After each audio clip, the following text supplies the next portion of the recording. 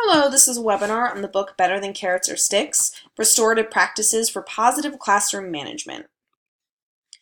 My name is Caroline Woods, and I'm in the MAT program with a focus on elementary education, and this is my second semester in the program.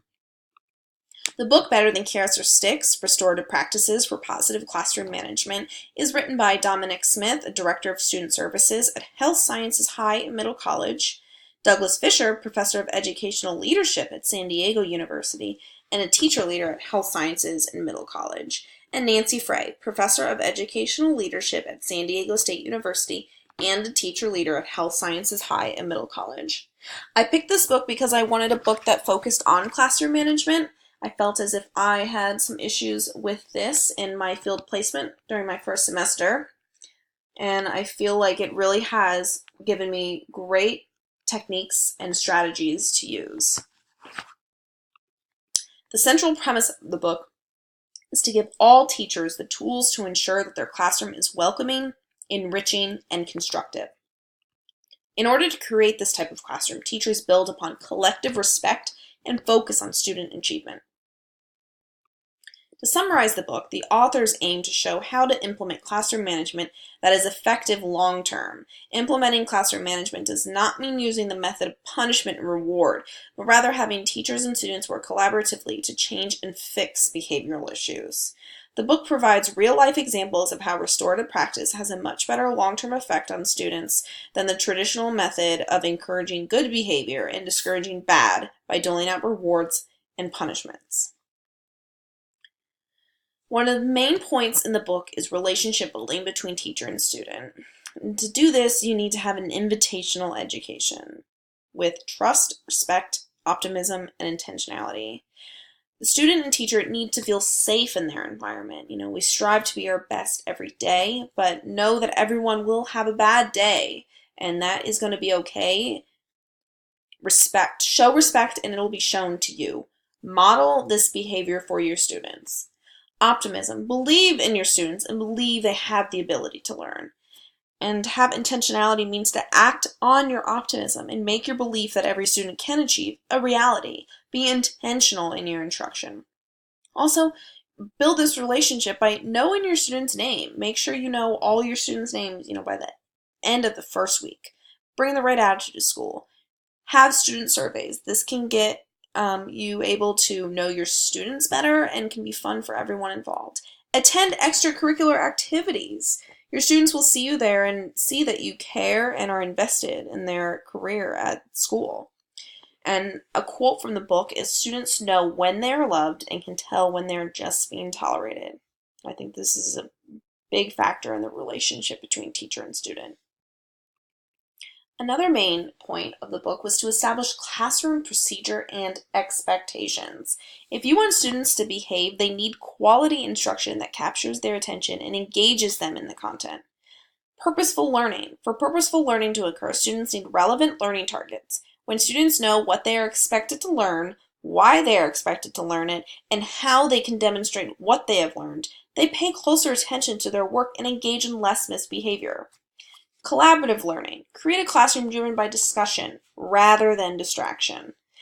Take away any guesswork from the student. We should be helping our students thrive in the environment we set up for them. It doesn't mean making things easier, but helping them feel calm and confident in their education. Just like adults, most students will act out less and feel more in control and able to do work when they know what is expected of them. Setting these procedures and expectations for the students early on in the school year will immensely help with your restorative practices in your classroom management. Implement conflict resolution strategies. Teachers should be in the habit of de-escalating a situation. We should not become confrontational with our students and start power struggles. The book offers 5 steps on how to de-escalate a conflict.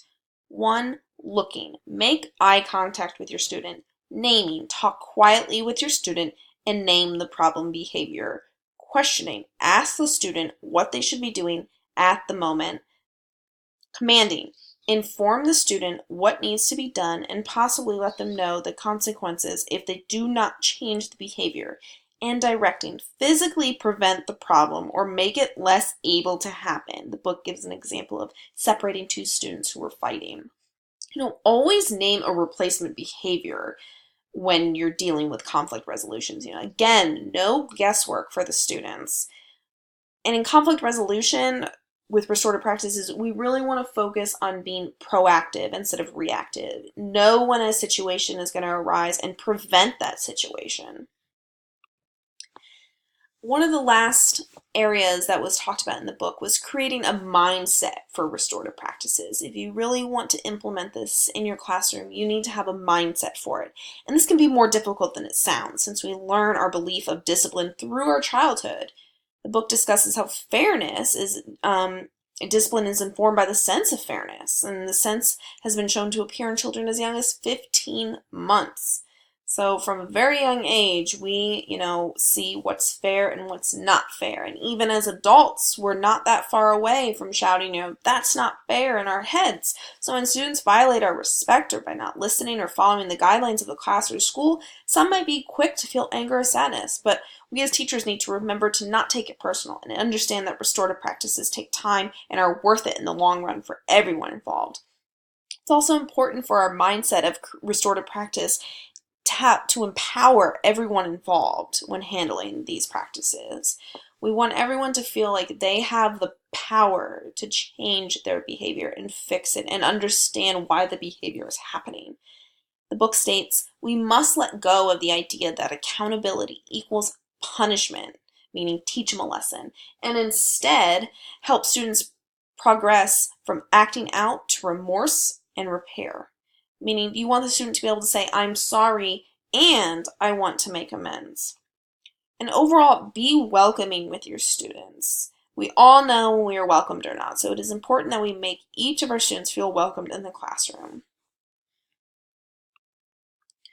One idea from the book that I found helpful and possibly wanting to use in my future career is a problem of the week. The teacher poses a question on a bulletin board and then has sticky notes available for students to write their answers on. The problems could range from simple to complex, like reducing the carbon footprint or having the students suggest ways to collect paper in the classroom.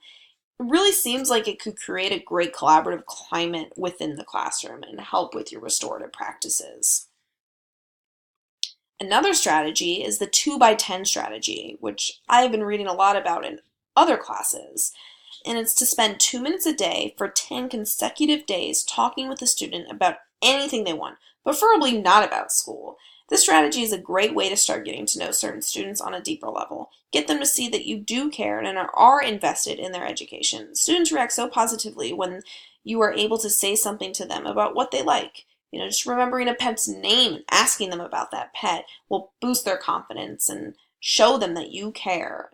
Especially sometimes students with behavioral problems. They're so used to teachers or adults writing them off, thinking they're bad kids, thinking that they don't understand them. So doing this 2x10 strategy with them will really give them a sense of belonging and trust, which will really help with restorative practices. A point in the book is about problematic behaviors signal a student's lack of skills for responding appropriately to difficult situations. Just as students need teachers to teach them grammar and math, they need us to teach them how to respond properly to events. This was shown in the beginning of the book, and it really sets this mindset of restorative practices. We really need to teach the students how to respond properly to events, how to respond properly to misbehaviors, and understand how to respond. Teach them that. There were several other quotes I didn't want to leave out of this webinar. One is, it's easier to build strong children than to repair broken men. We tend to make decisions based on past experiences. Our beliefs about school, classroom management, and discipline have been shaped by decades of experience, starting in kindergarten. Punishments don't teach, they just create more distance between student and teacher. It's vital to understand that what happens before and after a given behavior is just as important as the behavior itself. I'm hoping this webinar gave you a great insight into this book, Better Than Carrots or Sticks, and hopefully it also makes you want to, reach out and read this book as well. Thank you for listening.